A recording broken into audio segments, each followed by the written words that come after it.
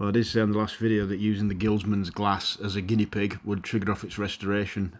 And you know what, I wasn't joking. The Renault 11 from the last video is coming along quite nicely as well. So we may as well just let that piggyback onto here. It's considerably closer to the finish than the Guildsman though. So the first thing to do is the actual repairs to the glass itself, just so we've got something to restore. Not a lot of point restoring a glass that's got a massive hole in it. So I've used this contactor glue mainly because it dries completely transparently, but it is also quite hard like plastic. Be honest, I've never actually repaired a glass using this before. I just thought it might work. I've always used super glue up until now, but super glue dries pretty cloudy and opaque. I'm thinking this might actually dry a little bit clearer. I mean, there's the micro scale crystal clear glue, of course, which is quite good for making windows from scratch, but it's very, very thin and very fragile. This, I'm thinking, might actually give us a fairly strong repair. So I've already used the same stuff just to glue the two halves back together, and it's just a case of taking the wheels off and we'll get started on the base. Along the way, I'm also seeing if my repair to the front suspension's worked. Of course it hasn't, it never does. I'm probably going to have to do something a little bit more serious with that front suspension thing, because these plastic kind of torsion bars, what you want to call them, from the 70s Matchboxes are hopeless. Once they've snapped, and that's it really. So we'll get to work on the base plate. Anybody who's watched any of my videos will know that this is a very, very old song indeed. The metal toothbrush followed by the sanding pads of various different sizes. Well, grits rather, not sizes. There's not a lot of point using different sized sanding pads, but if they're all the same grit, they wouldn't really. Sorry. Can you believe I just said that? I'm going to leave that in just as a reminder of me never to do anything like that again. Base plate sanding patter, that's really got to be plumbing some kind of depths. So yeah, I mean, it's not just sanding pads anyway, so it's metal toothbrush, coarse wire wool, fine wire wool, and then we go on to a couple of different to be honest, there's not many sanding pads that you use on the base plates anyway. They do come into play a little bit, especially on the smoother bits. And I've noticed that if you actually go back to the start and use the metal toothbrush, when you're doing base plates, go down through your different things, go down through your different finer things, and then go back to the start and use the metal toothbrush again. For some reason, that seems to work really well. I'm not entirely sure what the science is of that, but I always find that when you get down to your last thing, like this is probably one of the last things. I mean, this is a 320 grit sanding pad, so it's fairly harsh. But even when you go on to like this sort of this is 600 grit sanding cloth, and even when you go beyond that on the smooth bits, you still get a better result if you then go over the same thing with the metal toothbrush at the end as well. You kind of start and finish on that. This is probably like still an evolving theory, really. So don't quote me on any of this. Don't take any of this as absolute rock solid advice. But certainly on the last few showings, that it seems to be the case. Just start with the metal toothbrush, go down through all your other things, getting finer and finer with and ending on the sanding pads, and then go back to the metal toothbrush. Oddly, it seems to work. So we're coming to the end of this now. We're coming to the point at which I've given it the final going over with the metal toothbrush. And I would say overall, I mean, as I've said before, I've started to cut.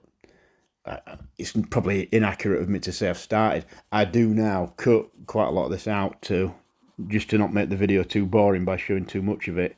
But I would say in total, that base plate, getting it like this, which looks pretty much like the base plate of a brand new one, took about 5 minutes, and that's not playing it down or exaggerating or anything like that. What would take longer would be to try, because I'm just showing you this just to show that you can do it. You could get all the paint off using the metal toothbrush and the wire wool. I mean, as you can see from here, it'll take quite some time, especially when you get into so this is it after I've soaked it in cellulose thinners for about probably only a couple of hours, because I just wanted to get on with this, so I didn't want to leave it in there all night. It would have probably taken a lot of the paint off for me if I'd have left it in there all night, but leaving it in there for a couple of hours has made it soft enough and lose its adhesion enough for me to be able to get it off quite quickly with the metal toothbrush and the basically everything else that we've just sanded the base plate with. So there's quite a few little areas on this one that you've got to get into with a scalpel blade or a Stanley knife blade, whatever kind of blade you want to use really. The sort of rib sections on the C-pillars, and then somewhere around the rear lights as well, and the rear panel, that you've got to kind of dig into there as well, and then just along one or two edges and things like that. It's quite a smooth and flat shape overall though, so there's not too much of that to do.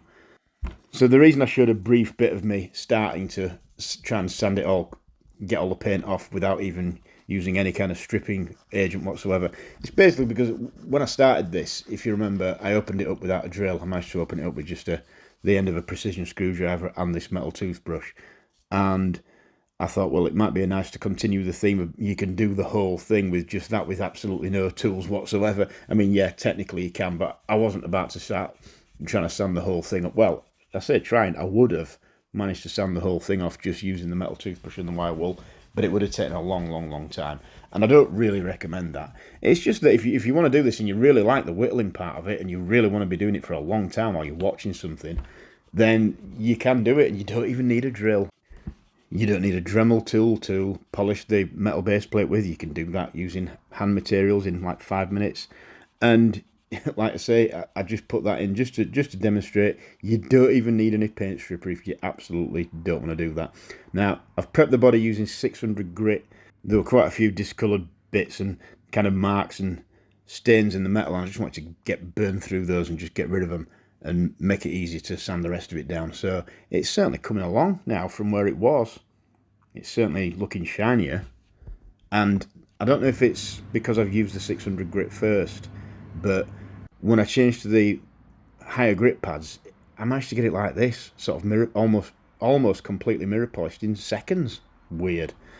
So seeing as though the Vauxhall Guildsman is still quite some way from completion, we may as well show the Renault 11. This is complete. This is absolutely done. I know we've not really seen this come to life before our eyes. It's one of the ones that's been done off camera, but it was involved right at the start because we did its glass, and I just thought it'd be nice to just show what it looks like at the end. And going back to the beginning, the Guildsman, quite a rough specimen really. Looks like there's a lot of work to do. You can see why I've been putting it off, but it's funny because once you actually grasp the nettle and get going with something, it's amazing how quickly. I mean, I would say probably about 20 minutes work, maybe half an hour in total has got us this far. Thanks for watching. See you in part 2.